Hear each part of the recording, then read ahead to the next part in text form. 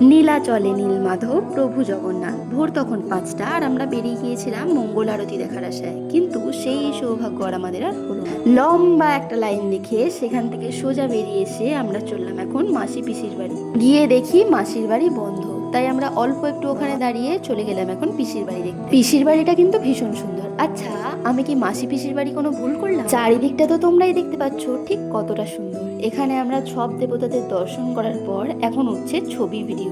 যেসব জিনিসের গল্প এতদিন কানে শুনেছি সেই জিনিসগুলোকে কাছ থেকে দেখা আর ছুঁয়ে অনুভব করা, এমন সৌভাগ্য সবার হোক। ছোট বাচ্চাদের মতো এখানে সবাই মাছ দেখতে ব্যস্ত। অজানা পথের ক্লান্ত পথিক আমরা, তাই তো পথ ভুল করে এসে দেখি এখানে রথ তৈরি হচ্ছে। তা বেশ ভালোই হলো। কখনো রথের দড়িতে হাত দেওয়ার সৌভাগ্য না হোক, রথ তৈরি তো প্রথম দেখে গেলাম। ঘুরে বেরিয়ে মন ভরে, কিন্তু পেট আর ভরে না।